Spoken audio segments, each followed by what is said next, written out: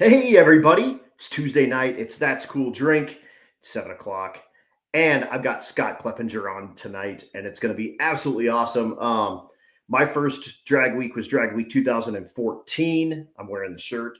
Um, Scott was there with his car, and he was like kind of the larger than life dude. That car was fast on a little tire. It's gotten faster now, even still. But that was sort of like for the small tire kind of guy. That was sort of my world, and it was cool. Cool, kind of watching him do his thing. And now we're partying, and it's super awesome. Neil, thank you so much, always, for tuning in. You're awesome. I love having you on, even though I forgot your name for like a year or didn't know it or whatever. Danny's on as well. Danny, dude, welcome. That's Cool Drink. Tuesday night, guys. It's going to be awesome. I have the new logo up here. That's awesome. It's super exciting. I'm excited to have that on as well. Don't forget, I did upload some of the episodes to the podcast, so you can download those. You can listen to them on an airplane, whatever you want, whatever you have coming up. I have coming up in December, nothing until December time, but I'm going to be at the Christmas tree drags. Have to race with a 6-foot tree on your car. Can't fall off, has to be lit. This is going to be an absolute blast. I will be at Bradenton Motorsports Park. That will be on Freedom Plus. So that's going to be very, very cool. And then the end of January will be my next trip. So big kind of breaks in between, which is great. I got a lot of stuff going on, but sick week 2025, end of January, beginning of February coming up. Going to be an absolute party, starting and finishing at South Georgia Motorsports Park. Guys, totally cool. If you're down in that hood, make sure you make your way out to one of the tracks and see some of the sick week stuff. So I'm going to be doing some cool stuff out there. Rick Steinke, what's going down? Man, we got some of the homies. Yeah, that's right. Mr. Scott is coming on soon. It's going to be sweet. That is going to be cool. Scott is on tonight. Like I said, one of my kind of OG like heroes on. Oh shoot, that's right. I'm wearing the Tin Soldier hat tonight as well. They're bringing Charlie Brown to the Christmas tree race, so I'm excited for that. They're moving that kind of 8th mile gangster no prep car to bring it down to Bradenton and do some quarter mile and with a lit Christmas tree on it. Yes, you can come to the tower for the Christmas tree race. Absolutely, Mr. Williams. Thanks so much for tuning in as well. He's had a bad day, so hopefully we can tune his day up a little bit here with That's Cool Drink. We are about to kick it off, episode 58, with Mr. Scott Klepinger. And like I said, this is one that I've been looking forward to. So here we go, without further ado.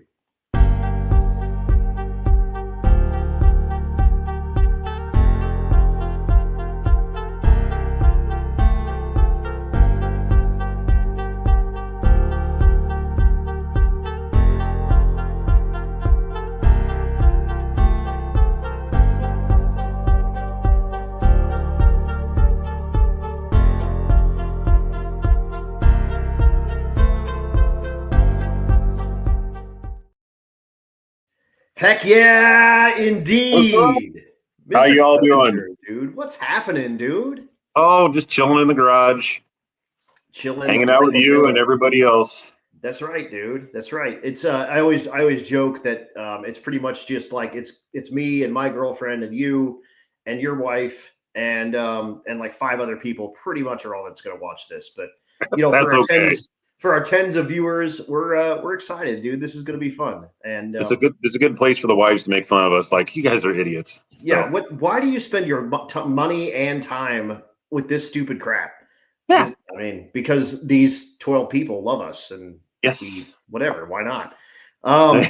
Dude, the 3rd gen jet. Like I said, this thing was the thing of legends at Drag Week 14 for me. But wow. 14, man, that's been a bit ago. Jeez. Yeah, it's been a little while. I think it was I think you were in, I think it was a super street car still, but it was like in the 850. Yeah, I think I didn't have an 850, or I didn't have the 750 cage in it back then. I had the 850 cage in it, so I would have been in the 850 class. Is that the year we started in National Trail? God, I can't remember. I believe it was. I'm pretty sure it's National Trail. I think it was National Trail. Yeah, Tulsa. That deal. Oh, wait a minute. No, it was Tulsa. No, it was totally Tulsa. It was Tulsa. So we were out west. You were out west, right? Okay, right. So that was the year that Shane McClelland and his son Andrew and stuff were hanging out with me and Blake from 417 Motorsports. Yep. Okay, that was totally that year. Totally that God. year. Oh, that was a year. Holy cow. That was wild. You know, Shane ended up smoking the motor in the Malibu of his son right outside the track. He went out there and they were messing with the boost controller the evening before, just trying to get it to work because it was only on like 7 or 8 pounds or something. He wanted to go more. Of course. Well, couldn't get line pressure to it. Something was going on, and he went out and was going to show Andrew how to do a burnout or whatever. Well, apparently, whatever they screwed around with the parking lot made it go all the way to the moon. So it got all the boost, and it just basically he was following me in. Then they went straight. And I turned into the track because we were at the motel, and comes back from their little burnout, and things just rods are hammering. I'm like, Shane got out of the car, slammed the door. Andrew come out. He goes, "Whatever, it happens." I'm like, "What happened? You were just following me. Everything was fine. Just running, right? What happened?" Right. So then they proceeded to announce. Loans announced that. Andrew needed a motor, and a guy found him in the pit. Says, "Hey, I'm going to go home. I'll get a 5.3, sit in my garage. I don't want it. I'll bring a cherry picker, everything." Andrew's like, "Yeah, let's do it." So they ended up swapping the motor. Day zero. Motor in that crap.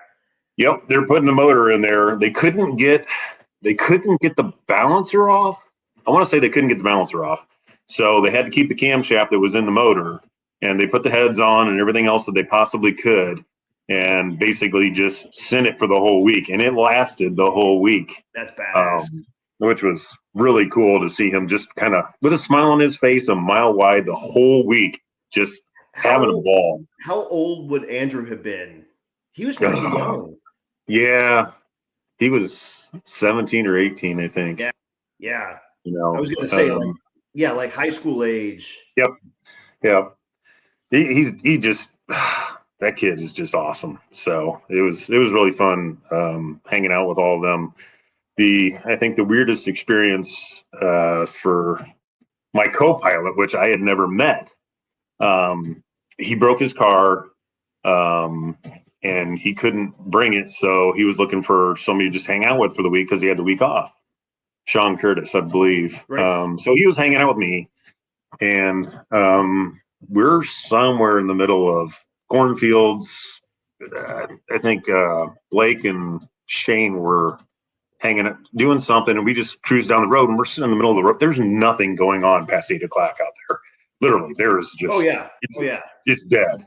You see lights way out in the field or something, but that's about all you see. There's just nothing going on. Right. So I actually have a problem with a lot of sugars and things. So I have a teaspoon of baking soda in the morning, and that kind of helps settle down my blood sugars and things like that. There's a lot of benefits to that I'm not going to go into. Anyway, so you know what baking soda looks like, right? Oh, yeah. Well. Little Colombian Bam Bam. Okay, you're onto something there. So I'm like, well, why don't we just go down? I see a light way up there. Why don't we just go down to wherever that is, and we'll just hang out there.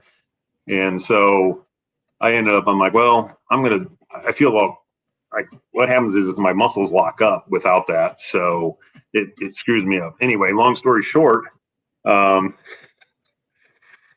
end up getting in my bag, and somehow that has come ajar, in that baking soda is all over. And he gives me this look. His eyes are this freaking big. There's bugs flying around. We're at this like abandoned gas station. He's just giving me this look of, what is going on? And How much cocaine did you just do? He goes, I'm starting to put 2 and 2 together. I'm like, no, dude, this is baking soda. He's like, yeah, right. I'm like, seriously, it is. And I think he eventually believed me, but I'm just like, oh my gosh, I'm like, it got spilled everywhere. And he's just like, holy shit, to his grave, he's like, that dude's a cokehead for sure. I wouldn't blame him, but oh God, that was wild. That is hilarious, dude. Let's see, we got all back together after that. And all the group got back together. I ended up hitting a raccoon in the middle of the night, which spun around and somehow it just ejected shit all over the whole side of my car. There it is. Like it was just, you could just see where his butt hit and then just, that's it. I dug, baby. I dug. The old toot and scoot. Yeah, that's exactly what happened. I'm like, oh, great. Now I got to clean that up. All the microfibers and the towels in the world aren't going to be doing that. I think that you actually gave this photo a caption of like from a raccoon's anus. Yeah, that's exactly what it was. Like raccoon shit. Pretty much exactly what it is. Raccoon's anus. Right there. Yep. That was good times. But I don't think we got a whole lot of. We're caught back up. Sorry. We didn't get a whole lot of sleep that whole week. We're in South Dakota, so we just got internet here. Oh, okay. Yeah, we didn't get a whole lot of sleep that week. That was also the week that I showed up with old school tires, basically a Mickey Thompson, not drag radial, just the bias ply, non-radials. Yep. And my car did not like them at all. So I literally had no first gear. He would just they would wad the tires up, and then Shane just kept hounding me, dude, you got to get on the drag radials. I'm like, that's going to be worse. I've had drag radials on stuff. They're not that great. Well, I was wrong about that. As soon as I put a drag radial on my car, it instantly cured it, Well, and those like OG drag radials, those like BF Goodrich ones that they first came out with were kind of garbage. That's what I was picturing in my head. Right. And yes, things have gotten much better. For those that don't know, 2014 era, what's the power plant? What trans and I know this thing was like this is purpose-built drag and drive stuff, right? Yeah. I'll kind of backtrack a little bit. The whole, unless we're going to get into that later. I started with wherever you want. This is your show. I started with the Buick Grand National motor in it, and I came from the world of small blocks and nitrous, and I just got tired of filling the bottles. And then my wife she's like, I like those cars that look like Monte Carlos. I'm like, Grand Nationals? She's like, yeah. I'm like, okay, well, they're V6s, so what? So I ended up picking up a partially rusted one that had a gas tank half falling out of it and leaking, and the motor was in good shape. The body didn't just need rocker panels and basic stuff. You're in Indiana, for those that don't know, so that's what everything looks like out there. Rust Belt, yeah. Yep. So I bought it, fixed it up, did some basic, hardly any money. I'm on the Turbo Buick forums all the time researching. So I ended up with it ended up going like 11s, on a stock motor, and I'm like, it takes me a head and cam and this and that and everything else, and I'm getting like 6 miles a gallon or 8 or whatever in my small block, and I can get 21 and it's quiet. I can drive it everywhere. I'm like, this is the shit, Right? Yeah. This is awesome. Where's this been all my life? Because aftermarket EFI at that point for a small block LSs weren't even on the table at that point. I mean, it was too expensive. You're talking a Motec system was $3-4 grand. And that's big money. Yeah, real crappy big stuff, 3 stuff. I mean, by the time you bought everything was $3,500, $4,000. Right.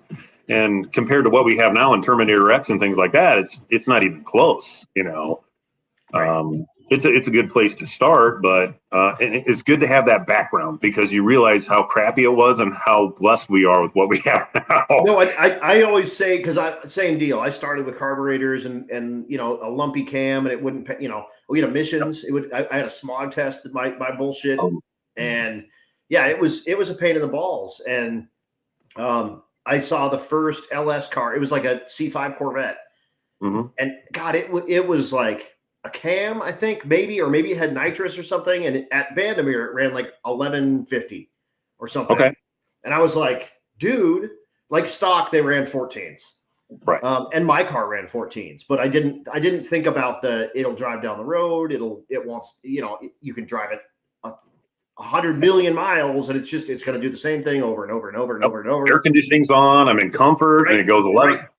And so I called it cheating. I was like, that's fucking cheating car shit. Like, come on, man. Like, I had to work my balls off to put this rumpy, whatever the hell, 292 small block cam in my junk with double hump heads. And I had all the high zoot shit. And my stuff ran way slower than this guy's stuff. And I was like, that dude's cheating. But you're right. Like, that stuff is just, it's amazing. And especially a V6, it gets good mileage. Yeah, dude. So then I ended up, the car that I still own now, the Jet, I built that for a customer. He brought it to me in 97 or 98. And it was a high mileage, just 2.8 liter V6 car with an automatic. Rolls up in the driveway, shuts it off, goes, "What do we do with it?" I'm like, "Well, let's put a Grand National motor in it." He's like, "Really?" I'm like, "Yeah." So he goes, "Okay, well, tell me what to find." He found everything. He did, he helped a lot with the car too. Nice. He's pretty handy. But in 99, I have a VHS tape of it going 1090 at 131, I believe. And the same car, the same 90, jet, third gen Jet. Yep. It was all his deal. And he had a Grand National at the time too. And he kept thinking that this was like a race car, but it was, but it wasn't. It was still just a perfectly drivable street car. Right. So he's like, "Well, I'm kind of tired of it being a pretend Grand National. I just want to put the fast motor in my Grand National and have a fast Grand National instead of an F-body." I'm like, "Okay." So I helped him take all that stuff out, and he put the other motor in his Grand National, and then this thing sat in his garage. He put it on Auto Trader, little magazine. Nobody knows what we had done to it. It had a 850 cage in it at the time, and we had Southside Machine lift bars in it. Okay. So it wasn't even a torque arm style suspension car, because Southside Machine was what was available, and they weren't making killer aftermarket parts for the rear and stuff on a third gen back then.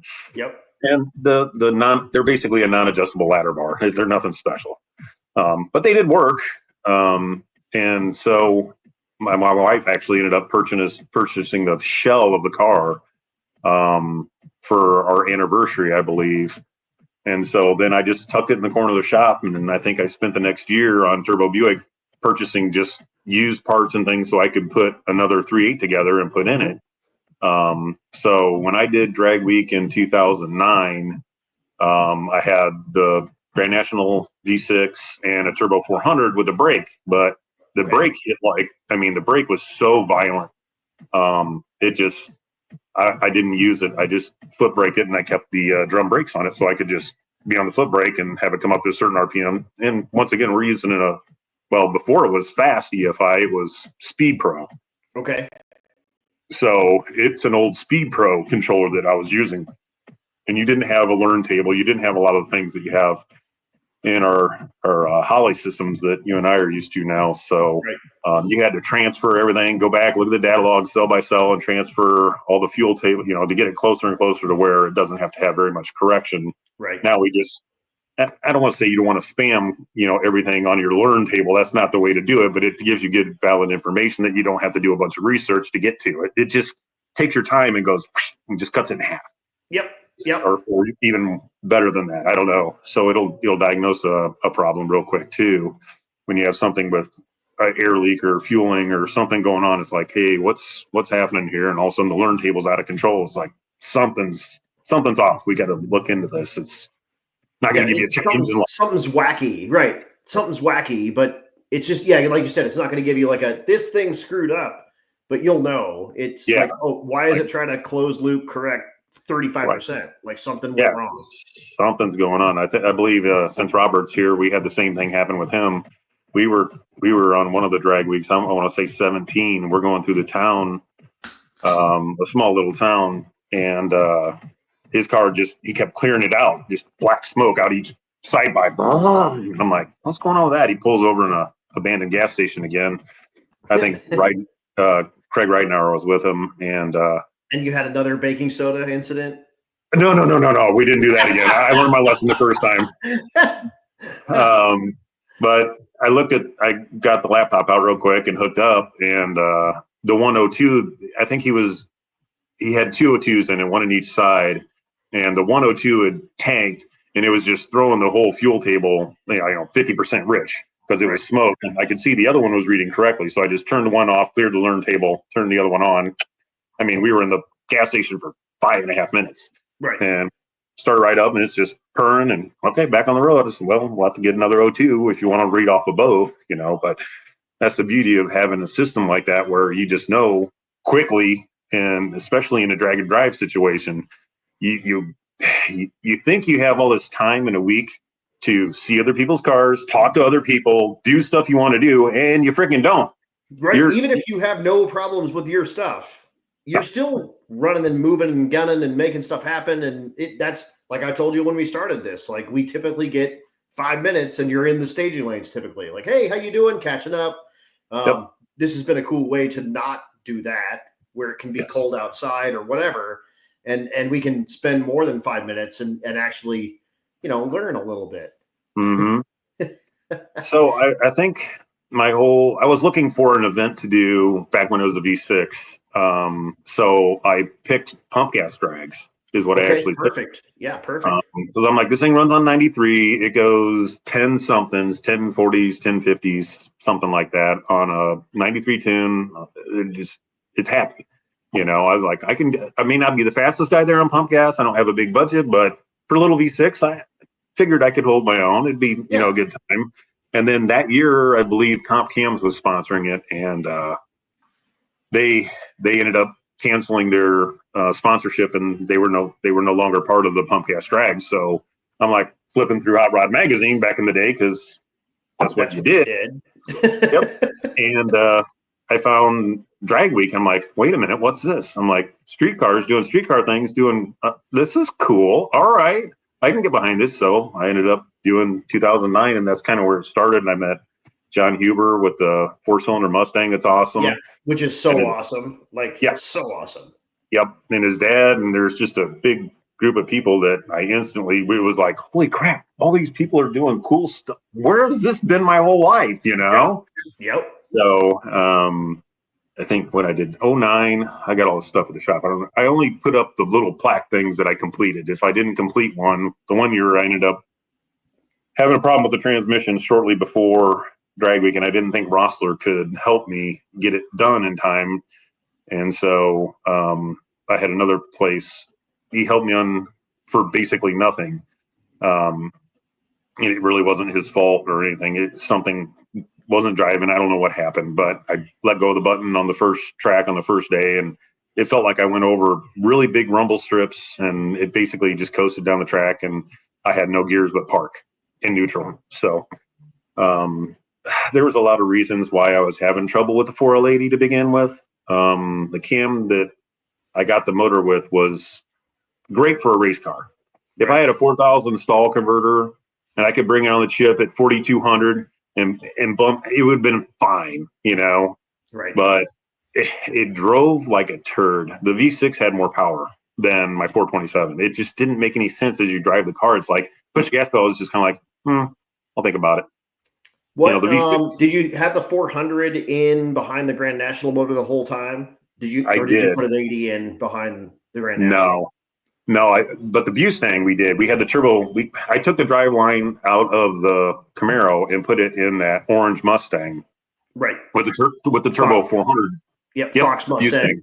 Yep. We put that in there to begin with, and with the turbo 400, and I believe we put the old ECU system out of the Camaro in there as well. So it ran, well, I didn't realize what gear ratio was in it, or I forgot. I don't remember which one, but it had 273 rear gears when I took it to Drag Week in 2013. With a turbo V6. Yeah. And it went, I couldn't get it to 60 foot with nothing, once it got out of the hole. But then I looked at the data log, and I'm crossing the traps at like 5,300. I'm like, how am I crossing the traps in third gear at 5,300? I might as well just run it in second gear. And then when I got home and I pulled the cover, and they're Ford original gears, and I'm like, 273s. I was going 1060s with 273s. It's badass. Like, what? How does that even happen? So, yeah. Once it got going, it was okay. I'm just like, this thing's a freaking turd. It's just not getting out of its own way. So anyway, the owner of the car said, well, why don't you put a Holly in it, and why don't you put a 4L80 in it? So we had Extreme Automatics do a 4L80 for it, and then we put a whole Dominator in it to control the engine and trans, and the boost is just controlled off a regular boost controller. It's not a drag race car. It's just a fun street car. Right. And then I think Chris Jacobson, my friend, ended up racing it in 2016, I believe. No, 15. 15's year I broke the trans, and we both went that year. And he ended up going 1020 at 134 with it. Cool. So hell yeah. It's actually in my trailer at the shop still. I got to take it down to Texas here this winter and pick up something else they want me to repair down there. So we got to do the whole swap-a-roo here in the next month or so. We talk about. So when you switched out of the Grand National motor into the LS, you went straight to a 427 and straight to a 4L80 and straight to Holly. Just did the whole thing. Yeah, it was like eating an elephant. It was a big shock and change all the way around for everything.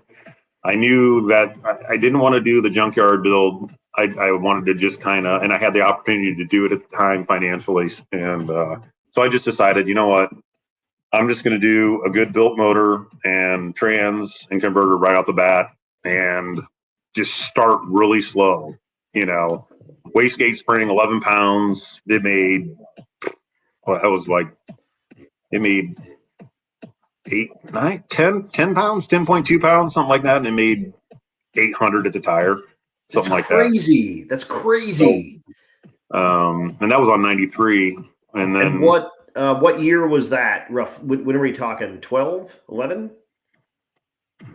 Let's see. If I did 15, 13 would have been the year I got it done. I got it done just in time to do drag week, but the reason I took the Mustang is because I had the motor came to me with too long of push rods in it, and they're not adjustable. So it had like 60 or something pounds of cranking compression, but it ran. And it's like just shitty. Yeah. So I backed the rockers off, all of a sudden, boom, I got all the compression I need. Right. So I'm like, well, I'm 2 days from going to drag week. I'm not going to take this untested thing to go 1,000 miles. And it's just, I don't have it sorted out. So the owner of the Mustang said, hey, why don't you just take the Mustang? I'm like, okay. So I retrofitted a hitch onto it and then just threw the trailer on it. And I ran that for the week and had a ball because it really wasn't under a whole lot of pressure. I was in unlimited because we had moved the firewall back. Okay. So yeah, Keith Turk in all of his infinite wisdom said, well, I'm like, what class do I go in? I'm just here to chill out and hang out and have a good time. And he's like, well, is it this? Is it this? Is it this? And he finally got through that. Do you have any modification to your firewall? I'm like, yeah.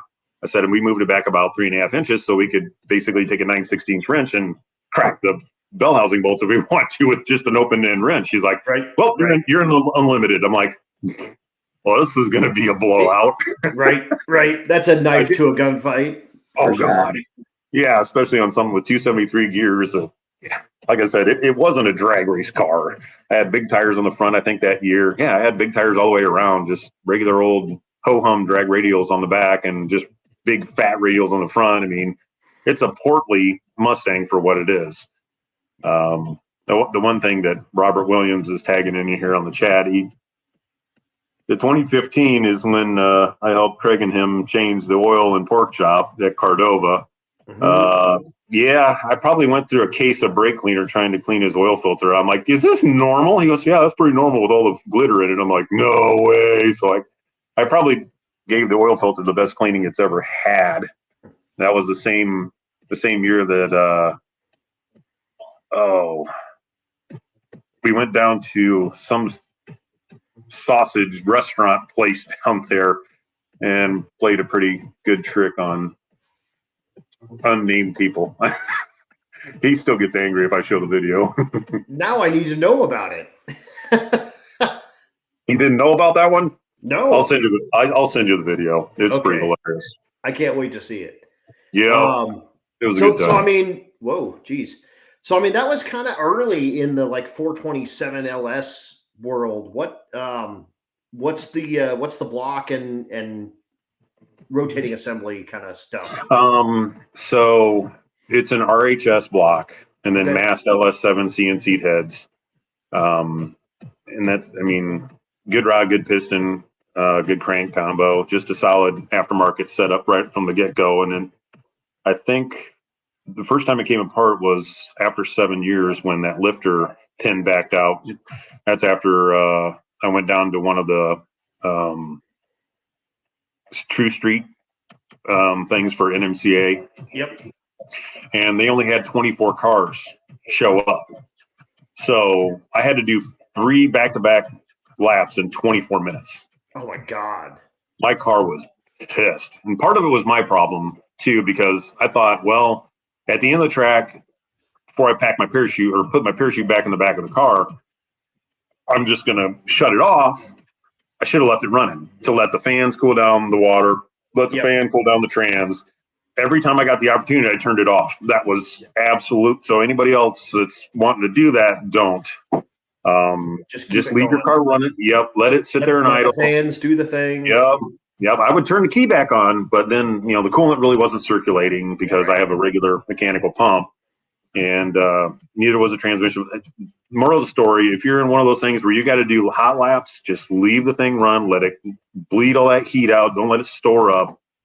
So we ended up with 3 third gens, first, second, third. I got second on that one.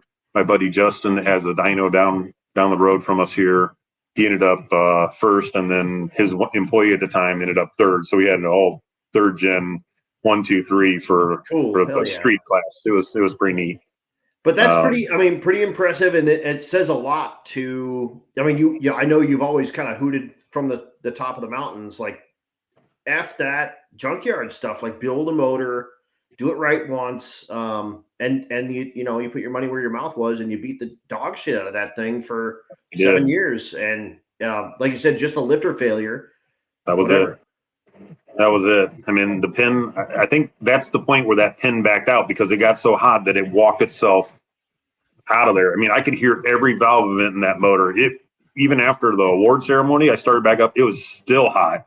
That thing was angry. So that was definitely my fault in not understanding what I needed to do in back-to-back passes. Typically on a drag, right? We go back to the pits, we let it cool down, turn the fans on, turn the fans off, check a data log. If you got 24 minutes to do 3 laps, you're in trouble. Yeah, you're moving. I mean, if you consider that each lap takes a minute from the green light to the turn off, not counting the burnout. So really you're talking 2 full minutes per pass. So 24 minutes, like you're actually on the racetrack for 6 of those 24 minutes. And then, that's pretty wild. Yeah. I haven't been back to one of those since then. I learned my lesson that night, obviously. And then Billy Briggs did the motor, Rossler did the trans, Pro Torque did the converter. I use all the same people. Billy's been super, super good to my program. And all the stuff he's ever done has been great. Typically on all the stuff that we build at the shop, unless it's something really super serious, we'll have Billy do it. And we have another local shop that'll do, stuff that goes 8s and 9s. We got a local place that'll do that. Anything that we really want to make some good power with, we're going to probably have Billy do. I got a customer with a 3rd gen that he just picked up for like $1,000. He found it in a guy sitting next to his barn. He's having Billy put together a similar program to mine. We're going to set it up pretty damn near what I got going on, but he's going to do a stick shift with it. So, oh, nice. His goal is 9s. I'm like, we're going to hit that very easily, as long as you can get off the line with a stick, which is always the trickiest thing. Which exactly, you know that in Malibu. Yeah, figuring out the clutch world. Yeah, and speaking of, it's a great time. So it's 2016 is where I became like intimately familiar with you. Drag Week ran right past your shop. Yep. And I was on Drag Week, and I hurt the trans in my car, and I put out the call looking for a 4L60, and you said, not only do I have one, I have a 4L60, I have a converter, and I have a hoist. It's all sitting in my shop. Like, you basically just tossed me the keys. Like, here you go, because no one's there. You're racing. Yep. It was empty. Yep. So yeah, you just like gave me free reign of your shop and said, here you go, and I have a transmission, and we'll square up later. Yep. Good times, and that transmission kicked ass for me. In fact, I flushed. I did my best to flush out my torque converter. Because I did have a nice like 4,000 RPM Pro Torque converter in my car. It was naturally aspirated at the time, and you had a stock. It was like 18 inches in diameter, and I was like, yeah, it was a big one. Yeah, I was like, I'll left it there. And you were like, you used the same converter? Like, yeah, and whatever. I finished. I didn't finish the week. I towed it out to Indy, made a pass, and went home. But I tortured that trans for until I switched my car to a stick shift. And it was like a year. I kicked the dog shit and it was like a stock rebuild 4L60. Worked great. It was awesome. So thank you for letting me use your shop. Thank you for selling me a 4L60 you just had sitting in your shop, and you also gave my flip-flops a good home. So that's right. Yeah, I left my flip-flops there. I'm the smart guy taking a transmission out of my car with flip-flops on. But left them there, and man, thank you so much for you're welcome for helping me fix my junk. And then, like I said, I got home and I was like, this is fun, but this isn't that much fun. I'm gonna go stick shift racing, and the rest is history. Here we are. Definitely really cool to have a man pedal. You can go really fast with an automatic, but there's nothing like a stick shift car. There's not. Josh Flint checks in. He's got at the Mod Nationals, he's got a T56 Coyote twin turbo Coyote car. That's a mid 8-second car. And he had troubles all weekend, but he ended up getting the win, and in the class that they call driver mod at the Mod Nationals. So Josh, dude, thanks so much for tuning in and watching. Cheers to you. Josh? Yes, sir. Stick shifting, man. It's good stuff. We're actually putting together a car for my son. It's Smokey and the Bandit style Trans Am. We're doing LV3. I'm not sure if you've seen them yet. That's the V6? Yep. Okay. We're doing so it's a direct injected, right? Ours won't be. They're right. They don't. I mean, it'd be nice to do dual fuel where we'd have the direct injected for drives and then have the other for the power. But we're doing a pair of turbos, light car. Nathan Chesler from Rage Cage is going to help my son put together the chassis for it.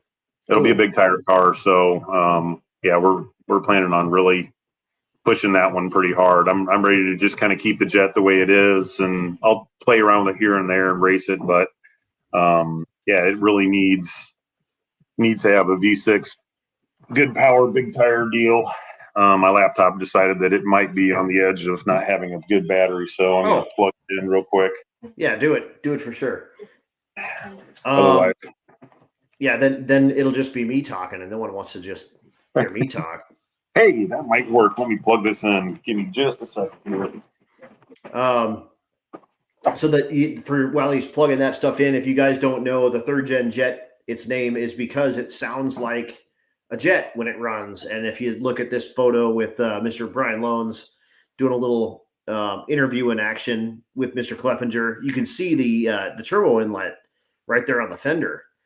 And it got its name because it sounds like a jet engine when it's going down the racetrack. Because it's a big turbo, right, Scott? It's over 90, right? Yeah, 98. I bought the thing. I bought the thing off of Turbo Bullet for $1,000, and that would have been like 07. It was more like I bought a turbo and then built the car around it. Hell yeah. I don't know if that sounds retarded or what, but no, I mean I get it. That's some crap I do for sure. Yeah, it's like, okay, well, is it going to go in the front? And I'm kind of positioning it. I'm like, no, it's going to eat too many bugs. I'm like, I can't point it inside the car. I don't want the exhaust. I don't want to exhaust go out the fender. I want to have it be quiet.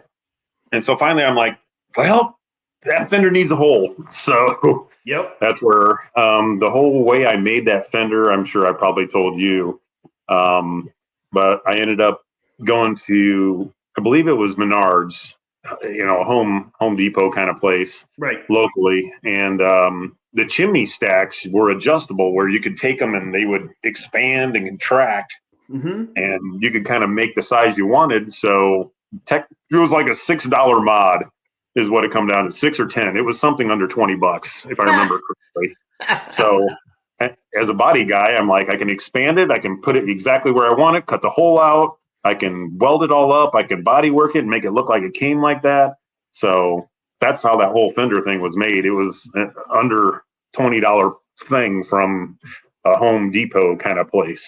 Yeah, and it turns out it's an extra sort of like protection, because the thing is not pointed directly forward. It's not going to eat up rocks and stuff like that. And it's actually sucked back.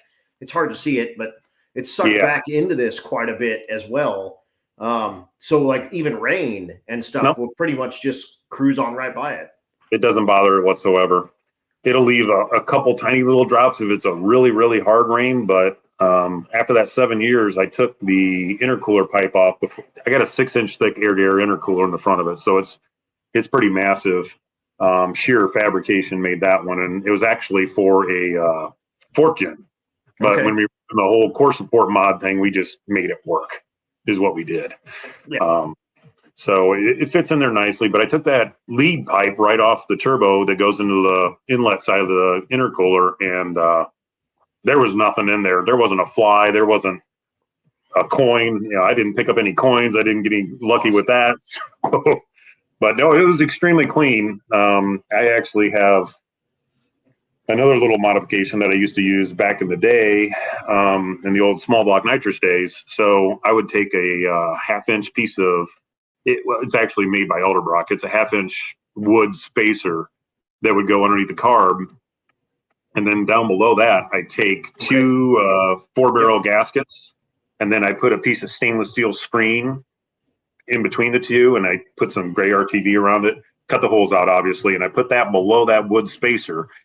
That would, every time that I put that on anything carbureted, it would gain 3 to 4 tenths, because as soon as that fuel would hit the stainless steel screen, and your wood spacer does two things. It isolates heat from the carb, which was a benefit. And the second thing is the throttle blades, when they come down, would obviously hit the screen if you didn't have a spacer there.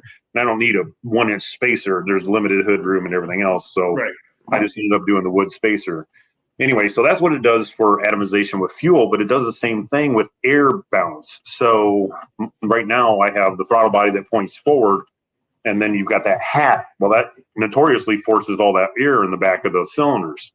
So I put that same screen underneath the hat, so it has to be forced through those squares in order to kind of buffer the air, so it goes through the intake at the same. I don't want to say it's always the same, but I mean, it's going to be a lot better chance of it not having the drafts that curve would have. Yeah, it kind of straightens the stuff out before it straightens it out. Yep. So I use that in boosted cars all the time. So plus, if anything would ever get through the turbo and the intercooler, it's got to hit the screen before it goes in the motor. I mean, so yeah, the Department of Redundancy department. Yeah, yep.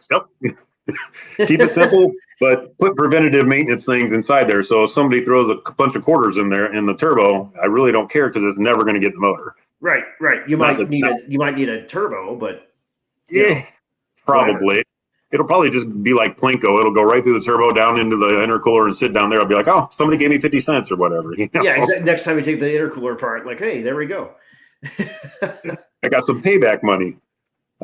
So anyway, maybe a tip for those people that are starting in on carb stuff that want to play around with it, or boosted stuff that's having trouble. Well, why the hell am I burning up number 7, or why am I burning up number 8, or why am I doing this? Well, you got air going in places that shouldn't be going there. So I did the same thing with Heather's Typhoon. It's completely different intake manifold, but there's a phenolic. In this case, it's a phenolic spacer that's below it, and then the screen is down below that, and it works really well on hers. Not that hers is some crazy.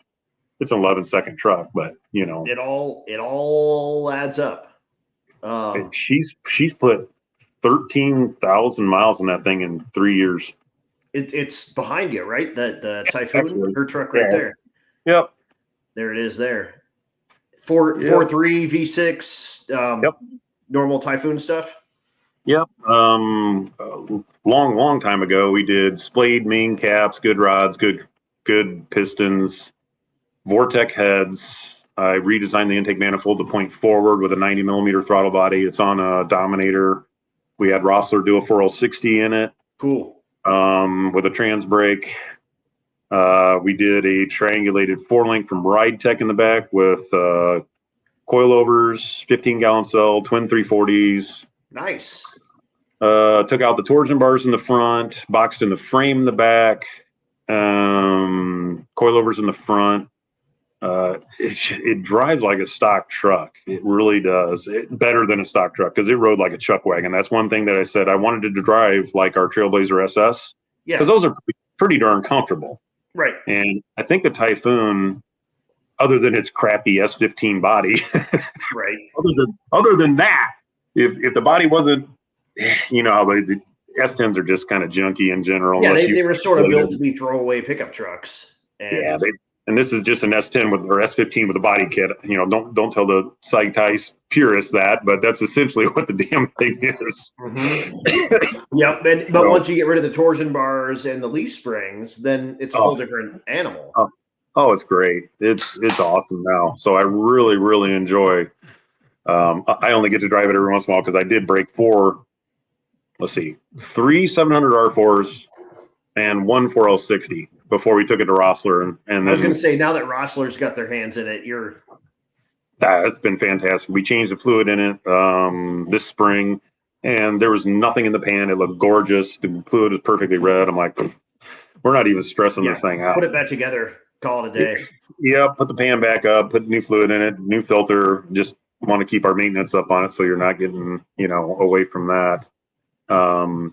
But yeah, as far as the jet's concerned, I think all I've done over the years, the combination's been exactly identical, and I've just slowly turned it up. Right, is what it comes down to. I think the most boost I've ever run is 24, and if I see a spike at 25 or 26, it's just for a blip. So it's typically 23, 24 pounds, and how quick has it been? It's substantially for what the kind of boost numbers you're talking. It's pretty quick.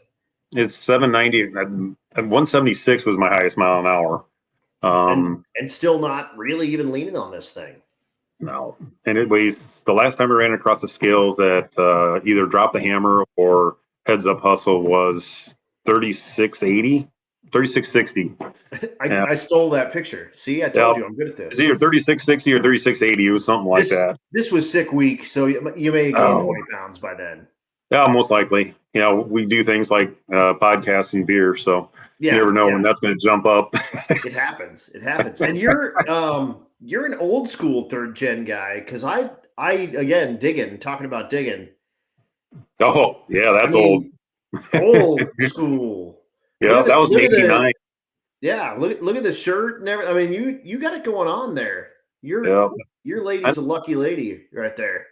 Yeah, that mullet. Who can resist the mullet?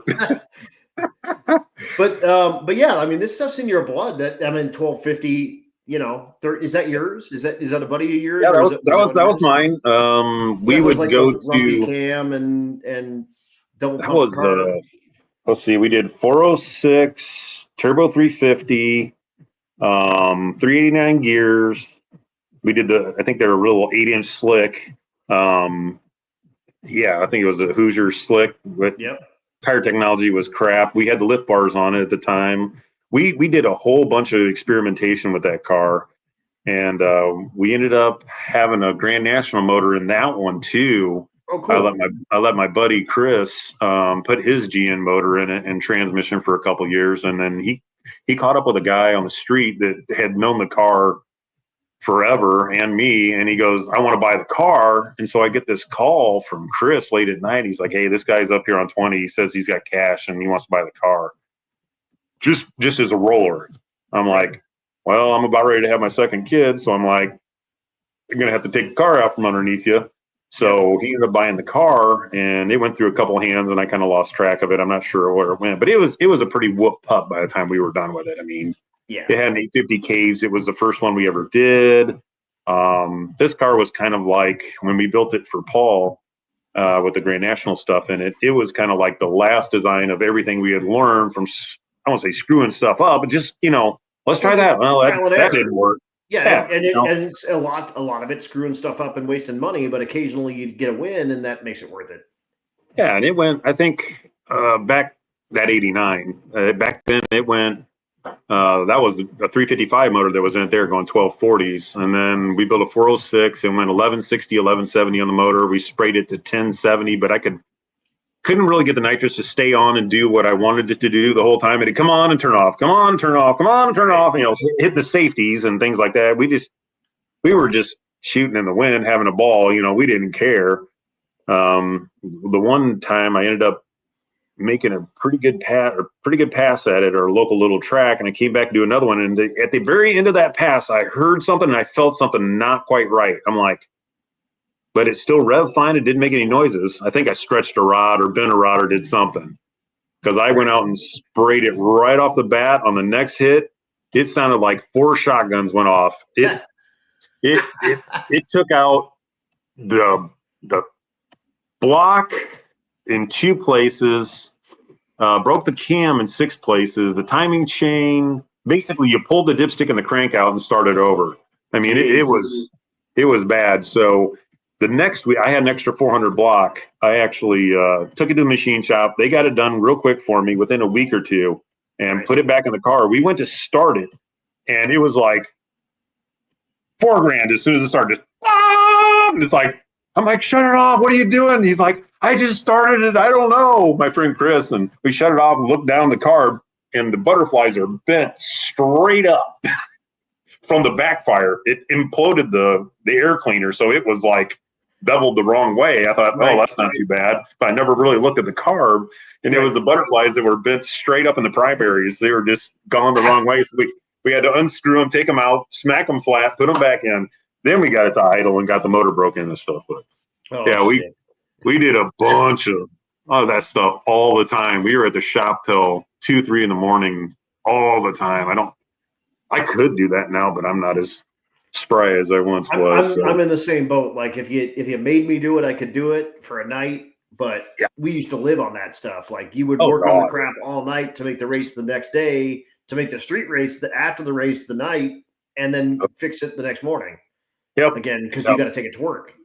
We do it. We do it for drag week and stuff like that. We'll obviously we'll pull all together and have a good time and do whatever it takes to get whoever back on the road. That's part of it. We enjoy doing that, stopping for people, seeing if we can help. I mean, that's part of the adventure, in my opinion. It's your people. Like these are your people. Again, like I told you, like 500 people are going to watch this by the time it's over. These are those 500 people are 250 drivers and 250 co-pilots that are our people. Like it doesn't matter which race they go to. You're our people. Like we're all cut from the same cloth, because we're complete lunatics if we're going to go beat on ourselves and our vehicles for 1,000 miles at a time with inclement weather and track conditions and stuff we don't know, and we're just on an adventure. It's hard to kind of put that in mind. You just get in the car and see what comes in the next mile. And that's exactly it. And you might be with a dude that you might want to ask for his autograph in 5 minutes, or you could be with a dude that you're going to be helping put an engine in his car to try to beat you the next day, the next 5 minutes. There's just, it's such an eclectic thing. And we're all idiots, but it's a cool deal to hang out with our people. Like, we were on 2017, we were cruising and it was getting pretty dark, and I see one of the flavored Fairmounts that was pulled off to the side of the road, and we had a little, I forget what the little app was called, but it's almost like a walkie-talkie to the 6 or 7 people that were in our little group. I said, hey, we got a car down, let's see if we can help them. And sure enough, it's a turbo LS deal in this Fairmount, and I'm like, hey guys, what's up? And he's like, because I could barely see him, it was getting to be that point. And I'm like, these guys are stuck. They don't have lights on. They don't have flashlights out. I'm like, so we just pulled over, all of us. And I get back to his car, and he's got a stock truck bracket on it. So it's got power steering and all that. Well, it broke the power steering bracket and pump completely off. Okay. It's just late. He had it kind of strapped to the side of the deal, but he's like, I don't have a belt to run the water pump, the alternator, and the crank, water pump, alternator, and tensioner. And I took a look at his setup. I'm like, hang on. Went back to my car. All I have on my car is an alternator, water pump, and crank. That's it. Mm-hmm. But I haven't run through it anyway. So I'm like, I'm looking at that. I'm like, man, I bet my belt's going to fit on there. Sure enough, without the power steering, I was able to configure it, and it just fit right on. Tensioner tension, fired right up. See you later. He's like, you're good to go. And they're like, holy shit. I'm like, I thought it was going to be close. Yep. Sure enough, they actually came to the track the next day and bought a new belt and brought me my spare one back, because that was my spare belt.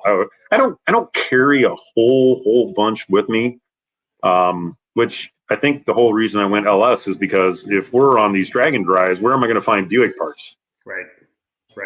I'm going to have to carry a whole whatever Buick parts with me, because that's always my question with Rich Guido is what's your punt plan? And he's like, I don't have one. He can't use his headers with a factory head. So he can't even put like a stock 350 or 455 in that car and drive it home. Oh he would my. need to switch the heads from his motor onto a junkyard motor. He doesn't have a punt plan because it's a fucking Pontiac.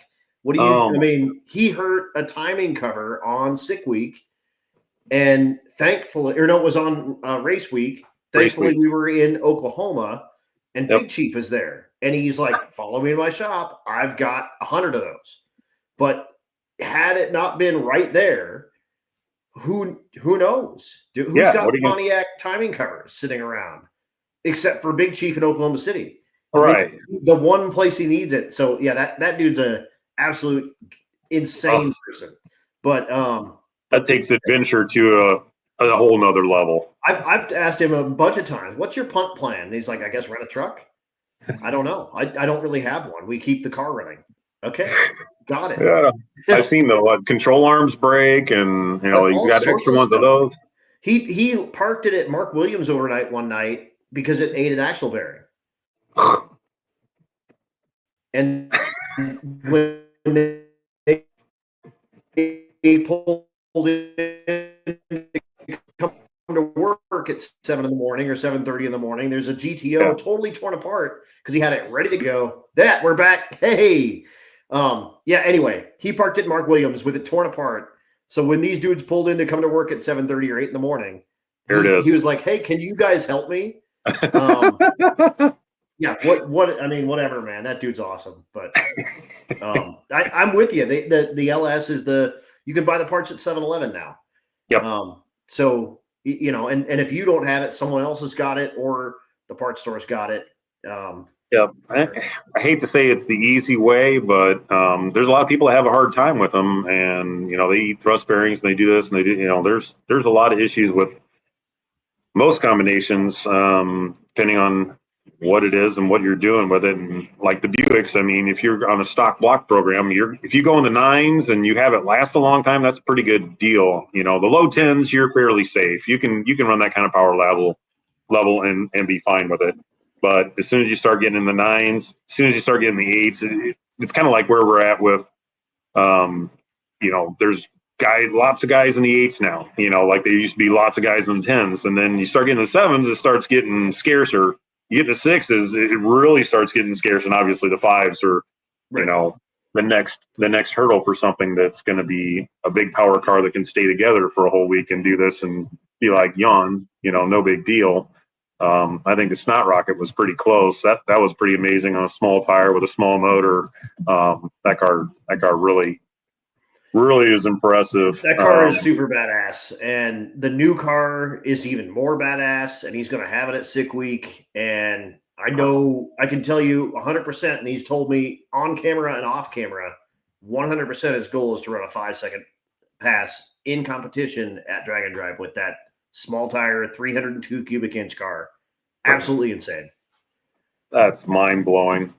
And you got a lot of big name, big money people that are trying to get there with a lot bigger motors and everything else. And it's like, they say cubic inches and everything, but you got to have this foundation to put a whole bunch of boost through it to make it happen. I mean, whatever, man. I'm a Chevy dude, try and true, but that shit works. That Coyote stuff works. You can't. I think at week last year, it was still a factory block with sleeves, which I think it still is.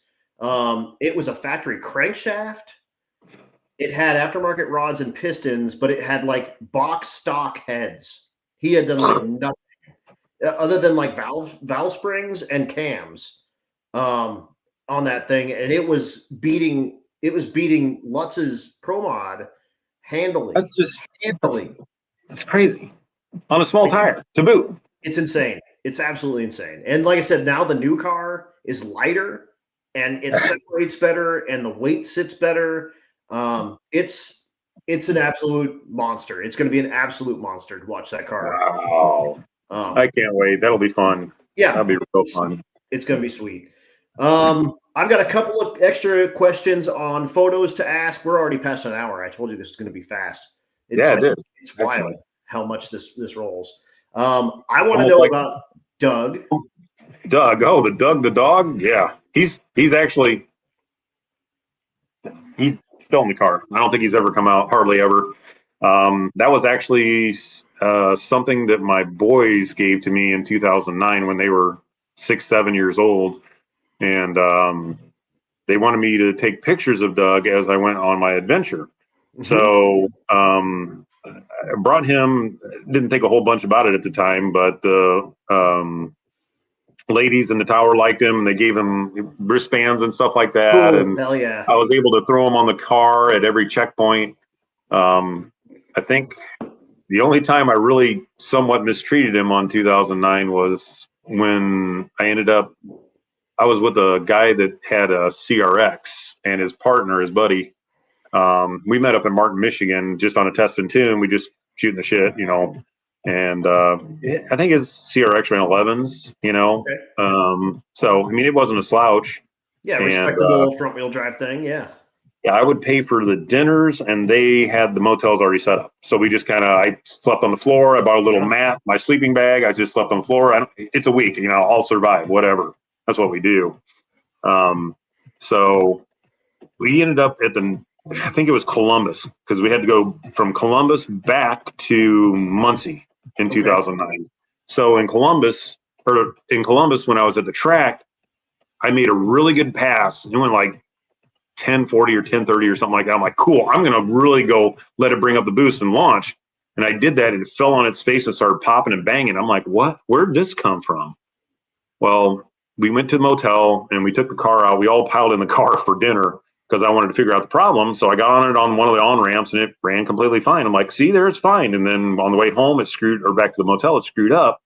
And so got up in the morning, went down, filled the car up, came back, and it was like intermittent. Sometimes it would work, sometimes it wouldn't. And so I'm like, God, the only thing I could think of is the cam sensor gears are worn. So I popped the cam sensor cap off and I could take that fake rotor, if you will.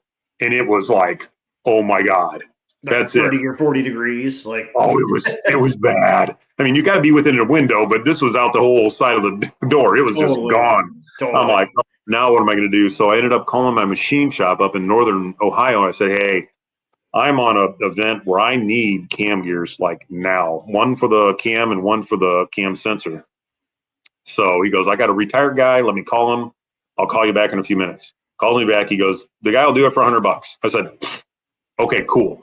So he ended up grabbing the gears and everything from the machine shop, brought them down. I had everything torn down, organized in this parking lot. Esmeralda's cleaning the rooms up as I'm tearing my car apart in the parking lot. Right. And the other guys, I'm like, hey, if I don't make it, I don't make it. Go ahead and hop in your car and head out. I've got everything I need. Are you sure we don't want to leave you behind? I said, go. I've got this handled. I can have this thing back together in about 25 minutes. So sure enough, this guy rolls in the parking lot, throws me the gears. I give him $100. He takes off. I want to say half an hour later, I have this thing back together. Front timing chain cover all back together, everything all put back together. And I am having kittens about is this going to do it again before I get back to Muncie to make my final pass? Right. So I'm watching the oil gauge like a hawk all the way to Muncie, get to Muncie, unhook the trailer, get in the lanes, because now it's like there was a cutoff time, 6 or 7 o'clock or whatever. Right. And I got in the lanes. I ended up being next to Huber, and it made another 10, 1040, 1050 pass, whatever the heck it was. And I completed the week. And then I still had to drive it home that same night. I had nowhere to stay.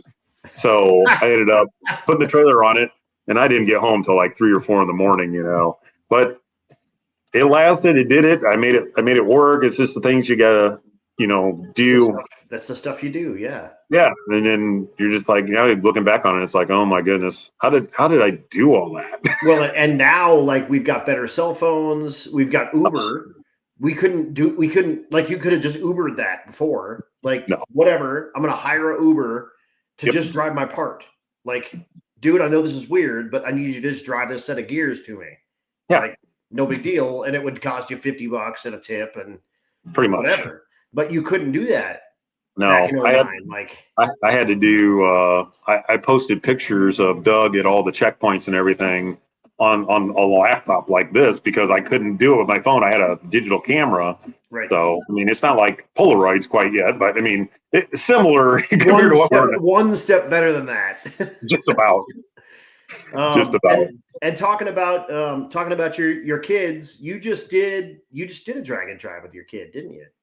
Yep. He actually piloted the Typhoon on that event this year. Okay. All right. Heather was the co-pilot, and then my best friend Chris rode with me.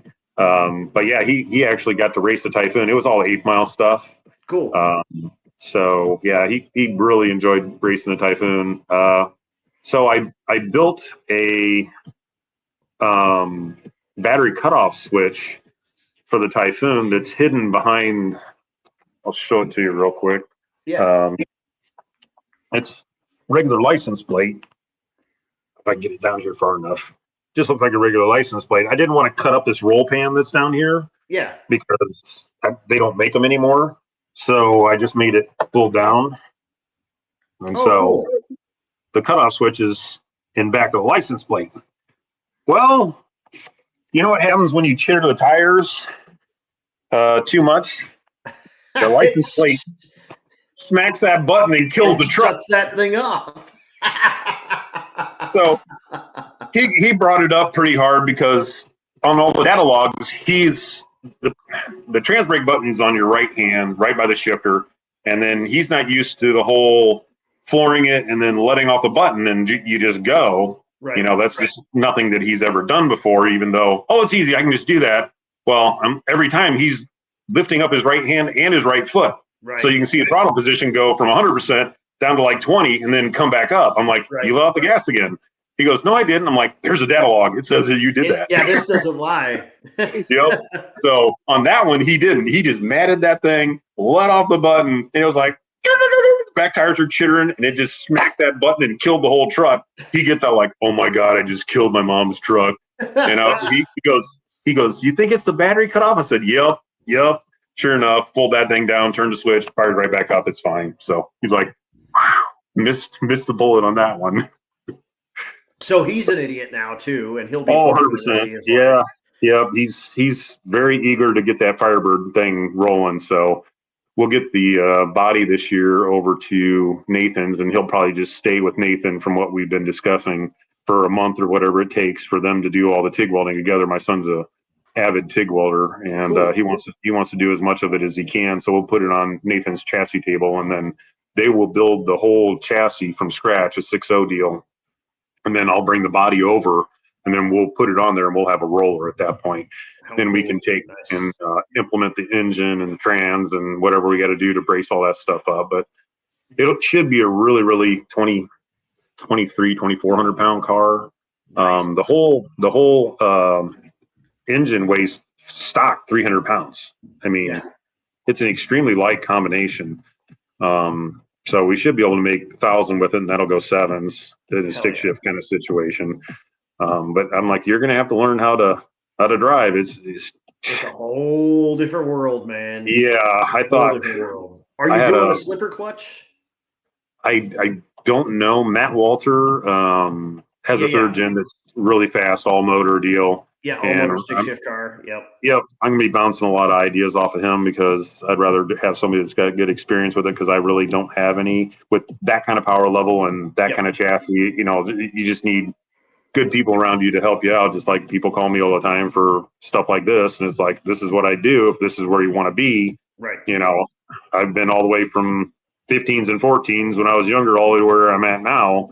And, you know, the only limiting factor to going faster at this point is just it's cubic dollars. You know, you do a 6.0 cert chassis, you know, you're going to have some money in that. And of course, everything else that goes along with it is just going to be even more expensive. But Matt's a slipper clutch dude. I'll tell you, you need to have a slipper clutch in that car. Okay. For a big tire race car, for sure. Drag and drive stuff, it gets weird. The problem, especially with a transmission with overdrives, is the slipper clutch works off of, it has base pressure. So when you let out the clutch, however much it grabs, and then it also has weights that are centrifugally added. So it won't grab until you're at RPM because those weights won't be pushing hard. So if it's an overdrive trans, you can't lug it. It doesn't have the RPM, so it'll slip the clutch and destroy it. A lot of guys with slipper clutches in street cars will either add a bunch of base pressure, so it'll just work like a normal clutch well on the street. But you just can't lug them. And for a V6 that needs RPM, you need a slipper clutch for it for sure, 100%.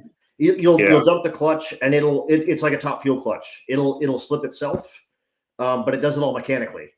And it'll have a centered iron disc, which actually works better as it slips more. It's a strange deal, but Matt Walter will talk you in the right direction for that for sure. If you attempt to drag and drive it with a slipper clutch, it will be. Yeah. If you do that, check with Matt as well. He can walk you through that. You just have to adjust it before you get on the street. It's not the end of the world. You just add a ton of bass in it, which is literally turning turns. That's it. So you add a turn into like 6 spots with the open in the bell housing, and you can drive it. In fact, so Rich Guido has a slipper clutch in his car as well. He'd be happy to help you with that. Black Magic is great. I think Matt is Black Magic guy. Rich will walk you through that, but like Chad Fegley's car, he's got a C6 Corvette that's a 7-second turbo LS deal, 102 millimeter with a stick. And he does not change his clutch. It's got a slipper clutch in it, but he doesn't change it for the street drive. So he's got the drive stuff figured out. He's just really, really aware of you can't lug it. Sorry. Here we go. We go. We're caught up. You just got to make sure that you're enough RPM while you're in your drives that the clutch is grabbing the way it's supposed to. So, I'm sure slipper clutches are the way. Something big like that, something mean like that. Mechanical slipper clutch is absolutely your best. Yeah, I've seen the Billy has the solenoid essentially that you can program, but it sounds like the slipper deal is kind of just a mechanical way to do that. Kinda, it's all in the clutch. It's all built into the clutch, and the bank shift Billy will do that. It'll kind of turn your regular clutch into a slipper clutch through electronics and whatnot. So that's another option to those. But the centered iron disc is the key. Yeah, Daryl Yost is in here saying that as well. If you try to use a street clutch with any type of slipper device, they just don't. It doesn't work right. A centered iron disc in any configuration is the way to go. They sound weird. If you listen to Bill Armstrong drive his car around, next time you see it, you'll know it's a high pitched when it takes off because it's steel on steel. Wow. It has a steel flex or a flywheel. It has a steel disc and it has a steel flywheel pressure plate. So it's Okay. steel on steel on steel. So it makes a machining sound while it's driving. No But kidding. the sintered iron will give way a little bit, and the steel and steel will stay strong. The iron will let itself go a little bit, and it'll actually wear the disc down as it drives. So Okay. they're wild. That'll be Matt will help interesting. you out with that. Rich Guido will help you out with that. There's a lot of dudes that have done a lot of work in this world, and it is going to be a big tire car, but with a slipper type clutch, you can do a radial for sure. Really? Yes. Holy cow. That'd be. I figured we'd have a floppy tire on it, but yeah, same that deal. cushion. Rich Guido just went to a radial. Bill Armstrong's got a radial now. All the real fast stick guys are on radials now. Something's got to give. The old school mentality is you put a really, really aggressive clutch in it, and you let the tire take the abuse. Yep. The new school is let the clutch take the abuse and make the tire hook. Okay. Sort of like your bias tire on your jet. The same thing. Yeah. They just they work. They just don't work optimally. And they get really loose on the top end, especially if you're fast. Yep. So a radial, definitely. My car typically this year I had some problems with it feeling stable. Right. And I was only doing 1/8 mile, so I had the struts out and sent them back to Menser.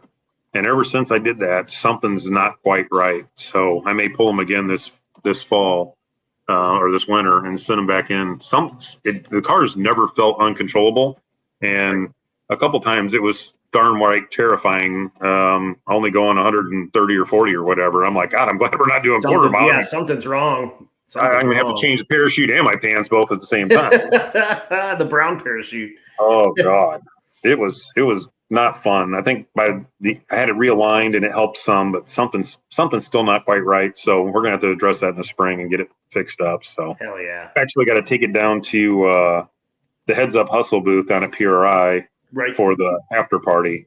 John Paul got a hold of me and wanted me down there. I'm like, well, I'm driving it down, so I'll put coolant in it and put the trailer behind it and just put the radials on it and drive down. Hell yeah. So you will be at PRI. Yeah, I'll be down at PRI this year. Sweet. We'll be there too. I'll make sure we hook up.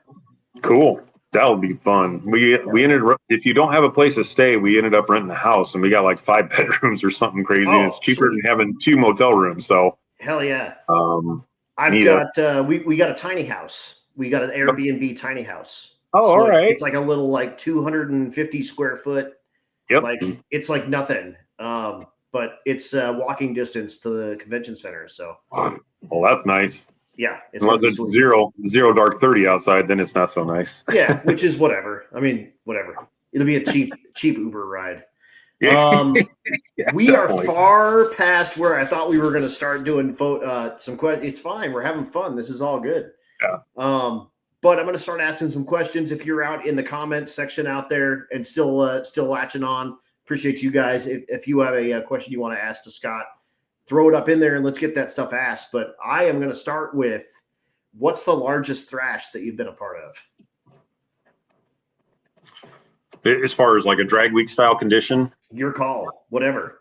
Trying to think of what the heck that would have been. Probably the one that I was describing earlier about taking the whole timing chain cover back off my car and doing that. That was one of them. For the most part, I haven't really had to do a whole lot with mine. There's been a couple little things I've had to do, but for the most part, we're out seeking other people to help out and get their stuff back on the road. I was helping Blasphemy there in the pits when he ended up having problems with the clutch. They got that figured out. We helped him put all that back together, get the trans back in it. That's when he did the burnout, and I think he hurt the motor, locked up the motor. That was at St. Louis. Right. Because I'm like, everybody's good. You got Carl back, everybody's ready to run, blah, blah, blah. And they're like, yeah, we're cool. I'm like, all right, we're going to get on the road. We'll see you at the next checkpoint or whatever. And then I got a message from somebody that was still at the track, And they said, oh, well, the motor just locked up. I'm like, are you kidding me? All that thrashing, you stuff on the transmission and the motor goes out. It's like, are you kidding me? Yep. That's drag and drive, dude. That'll humble you just like that. Oh, I felt so bad for him. The rest of the drive, I'm like, man, that's the clutch is all good now, and the motor's bad. Now the motor's junk. Yeah. He's been doing good with the car now. I think he's got it pretty well ironed out. And the new independent front suspension looks cool. So yeah, it's always been a neat car. So absolutely, it was fun. I rolled out from underneath it. I'm helping his partner that he was riding with that year, and I rolled out from underneath him. I'm like, hey, I need some brake clean. He goes, I'm like, hey, brake clean. He turns around and he hands me a brake clean. He goes, what are you doing under my car, Klepinger? I'm like, hey, we gotta get this shit done. You gotta get your last pass. Let's freaking go, dude. He's like, okay. Right on. Part of the game. Try to help where we can. Yeah, exactly. What's your best memory from a drag and drive? There's so many. I think in 2017 when I ended up getting third for Super Street Small Block Power Adder, I've always been like fourth or fifth, in the hunt, but not quite there. And to run sevens, and I think I ran 3 sevens that week. Cool. And I wanted to make it at every track. And on drag week, it's really difficult too because there's so many cars. Right. Sick week is a little easier because they got the hot lap lane you can kind of go into if you're in that, I think, 850 and faster. 850 and quicker and first, second, and third in your class. Right. So that was nice to have that kind of option to get in that situation. We had a good time down in Florida. That was the first year that Tom brought that in. That was really a good time. February and January and racing. I mean, us Midwestern people, we don't get to that. We're hibernating. Yep. It's build season here.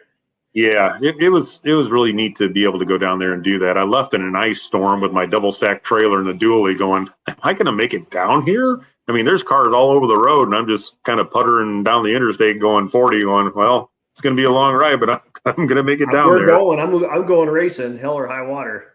Yeah, Heather was supposed to go with me, but she got COVID and couldn't go, so I had to leave the Typhoon at home, and I just took the Camaro and headed down by myself, and it's not what I wanted to have happen. It would be really fun to race together, so we ended up doing that in Midwest Drags. We ended up racing together because she raced Typhoon, I raced Camaro, so nice. That's really neat to be able to do that as, a couple, doing her racing, I'm racing.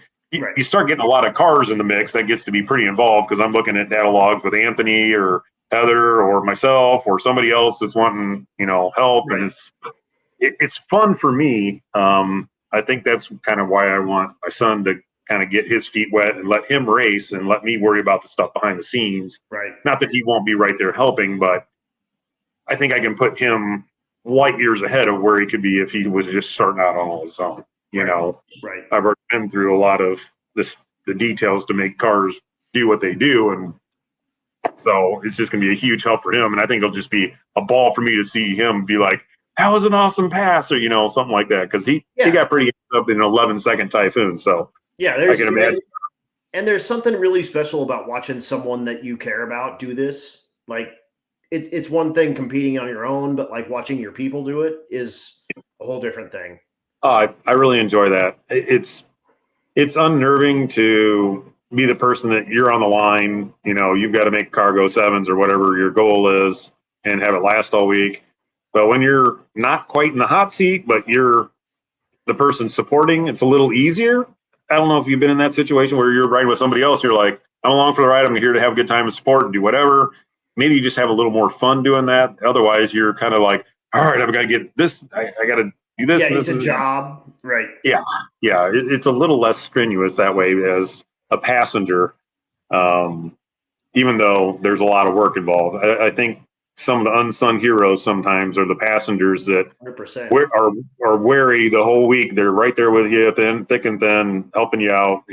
Yep. You're losing your temper on them, and they're losing their temper on you. And if you haven't killed each other by the end of the week, you're probably going to be friends. You're going to be friends for life, man. Like, it's a friends barometer. If you can make it a week, living together and riding together, and beer farts and beef you name it. farts and the one when I went with Matt Beebe and Dave Henninger, and they wanted to eat gas station food. I lost like between 11 and 15 pounds that week because they wanted me to eat gas station food. I'm like, nope. So I just had chips and roller taquitos and shit. Like, I'm like, it wasn't gas station sushi, mind you, but it was one step above that. Maybe. Right. I'm just kind of like, no, I'm not going to have that hot dog that's been rolling in there since last Tuesday. I'm sorry. It's just not going to happen. I'm done. I've seen too many Simpsons episodes. I'm out. Luckily, my wife got me some snacks for the ride, and I was just able to eat chips and apples and things like that, and you just kind of sustain yourself to keep going. So right. Tell me about the one that got away. What cards you sell you shouldn't have? Man, I don't sell a whole lot of them. That's a common theme on this show. Okay, well, I have two vehicles that I want to kind of make my retirement projects, if you will. I got a 67 Chevelle wagon, 4-door. Cool. That I used to daily. I had 305 with a 700R with 411 gears in it. That was, it kind of had that patina look, but back then it just looked like junk. Now it would be considered cool, so I shouldn't have started screwing with it. I should have just left it alone until it became cool, but I didn't know it was ever going to become cool. It just looked like it wasn't junky. Old wagon. It came from Oregon. So the very top of it where the drip rails are was rusty. But the underneath of it was gorgeous. And I just put a 4-inch cowl hood on it and, just a basic small block combination. And it was just fun to be a daily driver. Hell yeah. So I want to get that done. I also have a Typhoon that I don't know how it escaped or got out, but they made less than 10 of them. They're a prototype. I don't want to say prototype. It was meant for GM executives to test out the Typhoon package. So it had Typhoon interior and Typhoon driveline, but the outside was just a standard S15 Jimmy. Okay. So it had the 4x4 rims. It was just plain Jane white. It had a little wing on the back that kept all the stuff out the back window. Pretty sure it has a wiper back there too. Well, I have pictures of it somewhere on one of my crashed laptops that it was at a dealership up in Detroit for sale in the late 90s. Then it got sold and it got passed. Anyway, the guy that ended up with it couldn't make the payments, so it got repoed. And before it got repoed, they gutted it. They gutted all the interior and all the driveline out of it. So when they picked it up, it was a shell. And then from there, it got passed around.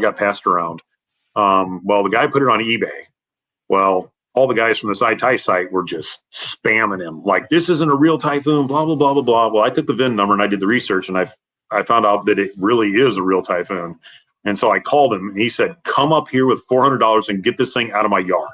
Done. I'm tired of you guys badgering me, blah, blah, blah. It's like, I got an open trailer. I got a truck. I'll be there. I think it was like a 2.5-hour drive or something. Went up there. He helped me push it on the trailer, and it's just been sitting at the shop ever since.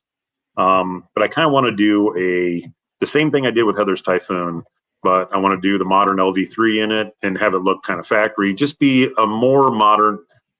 It might be worth something to somebody if I restored it back to the original way it was, but how many one persons are going to want a white, ugly S15 with no Typhoon cladding on it whatsoever, chrome bumpers? Technically on paper, it's nothing special other than what it was when it was made. So I just want to make what they did better. I don't know if that sounds reasonable or not. It would just be a fun driver in the summer that I want it to be just like Heather's Typhoon, just probably faster, obviously, but and with a cool, neat history, like something you can, someone that cares, you can be like, dude, this was like an OG before the Typhoon was a Typhoon. Yep. And people try to refute that it is what it is, but I have all the documentation for it. It's a legit deal. It's awesome. Just an odd duck. So That's freaking cool. That's kind of what I want to do. I don't want anything real lofty. I just want to get the wagon where I want it to be. And I want to do something really unique driveline in that. I don't know exactly what it's going to be, but I want to do something pretty unique with the driveline and the wagon and the Typhoon. I pretty much have figured out what I want to do. Cool. And then help my son with his projects and everybody else. So we build resto mods all day. So I'm used to doing stuff for them, making pretty unique vehicles that they can just hit the key and drive anywhere. Yeah. That's kind of what we do. We're actually expanding right now. We bulldozed the house at the shop, and we've got a pad being made for another larger building than what we were in. We're going to keep the one we're in now for just the body shop area. Okay. And then the new building will be all mechanical. So that's on the docket for next year. We'll have a whole new building up and have a lot more room and be able to help a lot more people. So it'll be pretty fun. What's the company real quick? Go ahead and plug it. Modern Muscle Car Factory. Yep. So and you do all sorts of, I mean, you got a Viper motor in like a Roadrunner, right? Roadrunner. Yeah, we did it's the Venom series engine. So they're 2008 up. And we got the motor all fit down in this Roadrunner because the guy bought the engine and trans, and he's like, well, what do we put it in? I'm like, now I got to find a car too. So we ended up finding the car, and the car was needed. We were just supposed to be putting the motor and transmission in it and not doing any paint and body. Well, it got out of control. Had to do all the paint and body and all the interior and redesign the whole deal. But as I was putting that motor in there, it was in there basically, and I was trying to do all the wiring. And I called 5 Viper places, and they said, you'll never get that thing to run right in there. I'm like, what? You got to buy this aftermarket controller. It's, I forget, $5 or $6 grand. Plus, you have to wire it from scratch. There's no wiring harness that'll plug and play into it. I'm like, oh, my God. Yeah, what did I get myself into? Yeah, I'm like, yeah, it looks great in here, but it's never going to run. So we ended up getting hold of HP tuners. They did support that, but it costs 20 credits. So it's $1,000 to get in the ECU. Right. And it's a push only ECU. You cannot read off of it. So basically you got to keep your last file and then do whatever change you're going to do and then push a new file into it. So it's not like right now I could go down to Texas where it's at and pull the file off of it and edit something. I'm going to have the old file and then know that it's file number 48 or whatever it is. And that I need to push this, whatever. But it kept going into limp mode because it's dual drive-by-wire throttle body and it's got variable cam timing and all this stuff.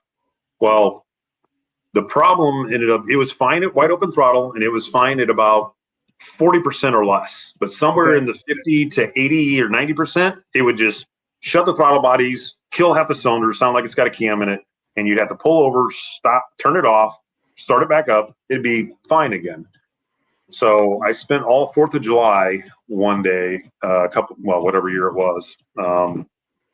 It's a torque-based ECU on the dyno. It was within like 2 foot-pounds of torque from the dyno to what it's saying on the laptop. It was like, well, the thing's not dumb. It knows what's going on. But the problem was with a different gear ratio than the Viper, and obviously with a Roadrunner being much beefier than a Viper, it was a different weight. It was expecting to have X amount of power and X amount of torque, and it wasn't seeing it, so it would just freak out.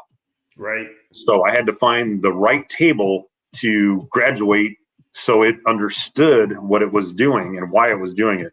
And I finally found the table on 4th of July, and it was like, I got it. It took 5% out of that table. It got better. I took another 2% out of it. It was like almost cured. I'm like, all right, I'm going to take another 1% out of it and then call it good. I tried it all over the board. He hasn't had to go into limp mode.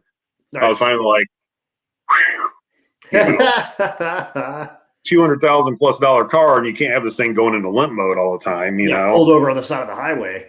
Right. And you got these guys telling you're never going to get this thing to run right. You turn the air conditioning on, the idle's going to be all over the place. It didn't do any of that stuff. It's got so much parasitic load on just friction in that V10 that the air conditioning to being turned on was like, yeah, whatever. Oh, well. It's awesome. It's awesome. So that's pretty much what we do. Hell yes. Lots of it's LS. We're doing an LT for a guy right now in a 68 Chevelle. So the LTs are going to be next on the docket to kind of come on the scene. There's only they're a neat engine, and now they're starting to swap LT heads on LSs, and everything's just getting crazy. It's getting nuts. It is. This is the golden age for hot rodding. It really is.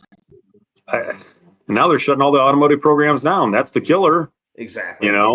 They shut down Motor Trend and this and that, and all the magazines are starting to fall off, and except for Sick the Mag, obviously. I mean, that's very specific to. Like you were saying early, though, like, you open Hot Rod as you do. That's just what you did. I mean, you would just pop open a magazine, and that's what you did. That was your next hour. You were going to be buried in a magazine reading about whatever. Yep. That doesn't exist anymore. It's a little sad. It doesn't. I'm glad we still have like the Facebook forum. I don't want to call them forums anymore, but the chat, whatever their groups are. That's a little more instant than going to the forums. I rarely go to forums anymore. I'll check them every once in a while, but that was a daily thing for me. Whether I'd be on the side side for sure, or the LS1 side or the Turbo Buick side. I would hop around those in the morning and catch up with everything's going on if anybody had questions or needed help or whatever. But I rarely get on them anymore. It's just sad. I mean, they're a wealth of information. Back in the day, you still find a guy from 2001 that has the same problem that you're having today in 2024. And it's all on a forum. You can just, okay, no big deal. This guy did it 25 years ago. I'll figure it out today. Yep, there's a little tidbit of information, that helped us get this one problem solved. We had an LS that we did carbureted with an MSD controller box to interpolate the signals and stuff like that. Yep. It was in a CJ7, just an old, fiberglass bodied Jeep. The small block took a crap, and we just put this LS in there. And if you went above 3,500 RPM, it would just like kill the motor, and then all of a sudden backfire through the exhaust because all that fuel loaded up. It would sound like shotguns going off. Well, we went on a forum. It was an MSD forum, and a guy had the same problem on a jet boat, but it was a little bit higher in the RPM. And the guy from the MSD forum said, well, you need to have a independent power source going directly from the battery to the MSD. You can't go through your traditional power block or whatever. Right. I'm like, it can't be that easy. So I went and just grabbed the jumper wire and went directly from, I think Chris had hooked it up to the HEI wire to power all 8 coils. Right. And I bypassed that and just went direct to the alternator, cured it. It was just wrapping and going fine. So we just put a relay in there, and I think it's been 6 years now. And the guy drives a Jeep all over the place. So it was just those little quirks. It's like, why is the thing shutting down? You go and hook the laptop up and tell it, the RPM to have your RPM limiter at. It's not even anywhere near it. It's like, why is the thing screwing up? Yeah, what the hell is going on? One little tidbit of information, just do the power source directly to the battery. Fixed. Done. Hell yeah. And some dude on a forum figured that out and put it on there, and you are the beneficiary. Right. Finding wiring now online is horrible. Yes. Especially with some of these older cars, trying to figure out, if you just go on search, 60 whatever Pontiac, GTO, and I need to find this and this and this, and you come up with all these fake things that take you to diagrams, and they want you to pay for it, and they don't even really have the diagrams, and it's like, I just want one source of information, simple for wiring, that we can go hit and just. And we know it's going to be good. Yeah. Yeah, not all this chasing your tail around for 2 hours to find the right one, maybe on an old forum that somebody posted 100 years ago where their photo albums smoked and it's not even on the internet anymore. Right, exactly. It's all on like old photo bucket albums that are gone. Yes. And yeah. It's hard to find good information. That's really tough. Yes. Unless you pay some site, some like Indian guy somewhere that saved all that shit before the internet went to shit. Pretty much. I don't know how much bad information we can get, but I seem to run into it a whole lot. Yeah, damn right. The one I gave you a heads up on, what drag and drive car would you like to drive, and which drag and drive car would you like to own if it's not the same car? What drag and drive car would I like to own? I think Snot Rocket was definitely. I would definitely love to drive that car. That would be a ball. Small tire, small inch. That car is really cool. Yep. I don't know. That might be one of the same. I'm not even a Mustang guy, and I'm not a Ford guy at all. But after what he did, that car's just damn impressive. I know. Regardless, you got to give kudos where there's kudos. I'm sorry. He was beating all the big tire guys. I was just like, it wouldn't matter if that thing had a Honda motor in it. If it did what it did, it would be awesome. And the S10 that they brought from Sweden, the blue one, that he set the world on fire with that. With the what was the motor? It's the same guys you went to, right? Where they got you the beer. He uses their motors, doesn't he? Yeah, Ace Racing engines. Yeah. It was still, I think it was 388. It was still not like a large engine. And it was well in the sixes. Yeah. And nobody expected that. All of a sudden, this thing's ripped. It's like, whoa. I think that was an eye opener for some of the big guys. They're like, uh-oh. Yep. And he sold that and bought a Pro Mod. Yep. So all that same motor combo is going to go into that Pro Mod. Ew. We're going to have some heavy hitters coming up next year. It's going to be wild, an interesting. Dude.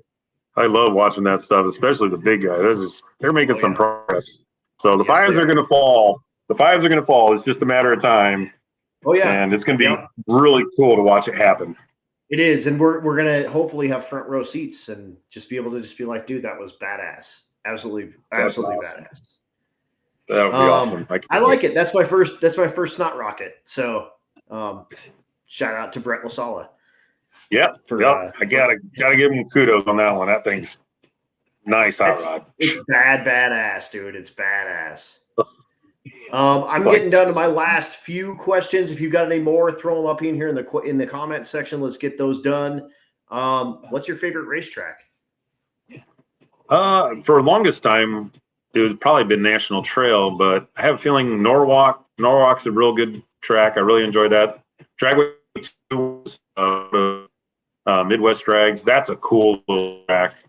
That was neat to. I do like down in Florida.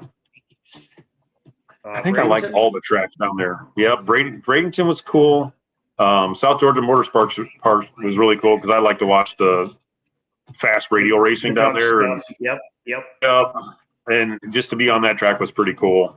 Where the Gator Nationals is there. Gainesville. Yep. That was really cool. So a lot of the stuff down in Florida, I really enjoyed that trip. That was awesome to be in like a whole different area than I would ever see myself taking my car to. Right. For let alone racing and competing and drive around. It was cool to just be in a whole different. That's why I kind of want to do Rocky Mountain Race Week at some point. So we'll get out there as long as they continue that program. I'll get out there one of these times because it's just a whole other part of the country I've never really been to before. Yeah, and right now we're kind of in the Drag Week 14 kind of world with that, but give it a year or two, maybe two. It looks like Vandermeer is going to be back. Pueblo's got their stuff all taken care of. So, it looks like that's going to be the time. And if you've never been to the mountains, do it 100%.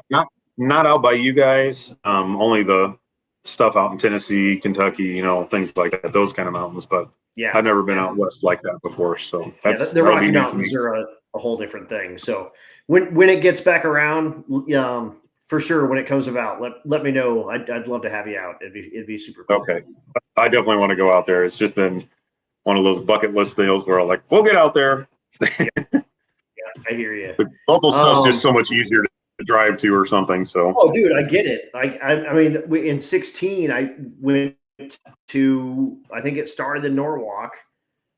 Yep. And I mean, we passed the Mississippi to go racing, and I was like, "This is stupid.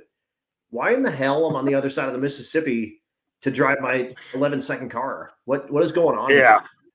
That's when I realized, like, I'm a drag and drive junkie. So, Yep, I think we're all kind of guilty of that. Yep. Meet some cool people. It happens. Yes, you do. My last question for you, and if you got any more questions, throw them up in their comments and whatnot. I'm going to ask you this one, and then I'll let you go for the night. But All right. what advice do you have for a newbie, somebody just now getting into drag and drive, maybe with a third gen, maybe with your combo, whatever? It doesn't even matter. But a new person getting in, what's your advice to them? I guess I like my car to be something I can hop in and feel comfortable daily driving. I don't want it to be loud. I run a small fuel pump in the cell that I drive on, and then I have a big pump come on for the actual. And I don't really care for the whole E85 thing. I've never really latched onto that fuel. I'll run 92 or 93 or whatever I can get on the street, and then I'll switch out for C16 or 18, but I switched to 16, anticipating on bringing the boost up, which I never have. Right. But I can have that fuel switched out of that cell in less than a minute. And I put 10 gallons of race in it. I only use, if I'm on a week, I'll bring 15 gallons with me of C16, and that's all I'll use for a whole week. Right. Because I just put it right back in the 5-gallon pails, put it back in my trailer, and then fill it back up with 4 gallons of 93. I'll fill it up the gas station, depending on how far we're going to drive. And then we'll make it to the track. And I'll try to gauge how much I need to fill up based on how many miles. Because if I fill it up, I'm typically like 23 miles a gallon on the highway. So it's like, I don't want to fill it up and get to the track and have 10 gallons. Now I got to give 5 gallons away to somebody. Right. So I try to gauge where we're at fuel wise and run it on close to empty by the time we get to the track to race. So it's not challenging. It's just something you got to keep in mind, and you got to know your car. But other than that, put something together, have fun. That's. And take advice from people that have been doing it for a long time. That's going to be one of the biggest tips I got. Simple fuel systems. Try to keep it quiet if you can, and just put something together. Even you don't have to go set the world on fire. You're not going to come out and be Tom Bailey on day one. Build something that's in your budget and come out and meet cool people and have a good time. It's cool that Tom Bailey's picking up the NMRA and NMCA series. That was a huge blow when that got announced here a month or so ago for a lot of people, because those pits are full. If you've been to one of those races there, I've announced a couple of them, and the racers are full. There's a whole slew of background employees involved with that you don't hear about. Like, those people are out of work as well. So now you don't have people going to the tracks. You don't have the people that you're going to have empty slots at the tracks weekends, which are big events, spectators and racers alike. So I'm glad he's picking that up. That'll be huge. But I foresee, as long as everything keeps going the way it is, I foresee drag and drive still being quite popular for the foreseeable future. Especially with people pushing the limits on everything. At some point, the 7-second cars are going to become the 8, like the 8-second cars are right now, the 850 class. There's going to be a lot of 7-second cars that are easily capable of making the whole week and the drives and everything. So everybody's kind of like anything else, moving the game up, and making it, I want to making it harder, making it more challenging. There's always the unexpected, and that's part of the drag and road drive. Is the ultimate equalizer.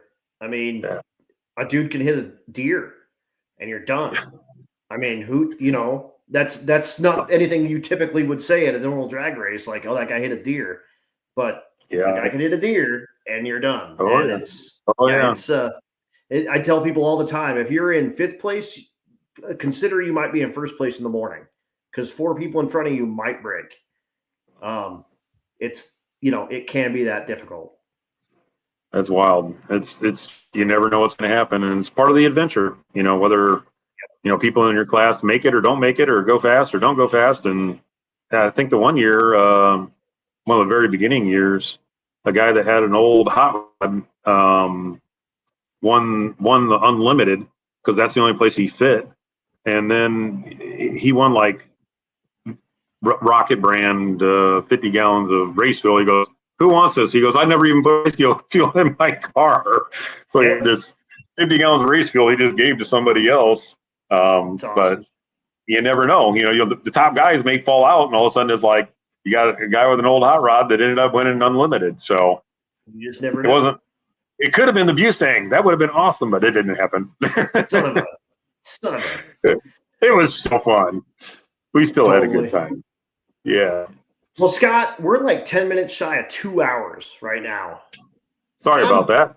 It's not your fault. We're having a freaking blast. This is great. We could probably go. I always finish these with like we could go 2 more hours. And honestly, I might go back through a bunch of these and invite a bunch of these people back that we've gotten so far in that like we've scratched the surface.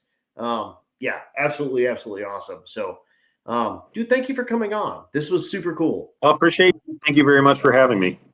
Yeah, absolutely. Very, very cool. Yeah, dude, I love this stuff. I love these people. I love all you guys. Like I said, you were like a larger than life dude when I first showed up. I was like, your car looks fast, but it doesn't look that fast.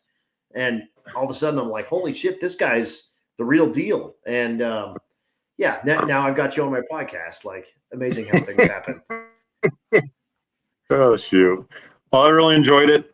Thanks for everybody for coming out. Thank you very much for having me. And we'll have to do this again. We'll see you down at PRI here coming up middle of next month, I believe. Yeah, man, coming up real soon, real soon. Well, I will throw you in the background real quick. I'll say goodbye to the people, and I want to say goodbye to you before we leave. But okay. But yeah, dude, thank you so much. Thanks to Josh Flint, man. You hung in all night. That's awesome, dude. Very, very cool. Again, Scott Klepinger, thank you so much. Round of applause. You're awesome, dude. Thank you very much. Absolutely, sir. All right, guys. So much fun. Like I said, we get through these things and we could go for so much longer. Absolutely awesome. Pleasure to have Mr. Klepinger on. Very, very cool. Thanks to Robert, to Danny, to all the folks that are on here every Tuesday watching this stuff happen. It's super duper cool. You guys are the real heroes out on this deal. So appreciate you so much. Next week I have Brooks Flaherty. Flaherty. We're going to learn how to say his name. That's going to be a double whammy episode. He has the stick shift Fox body and then brought back another Fox body later on last year in, I believe, Big Sky Race Week and something else. He's going to be on next week. He's also got the BMF Automation reaction time chairs that he brought on race weeks and his brand new company BMF Ammo that he just launched. So Brooks was the TKX record holder for a while, and he's a Ford kind of guy. So it's going to be very, very cool. Next week we'll have Brooks on. But that said, guys, thank you so much for tuning in. Episode 58 with Scott Klepinger. We are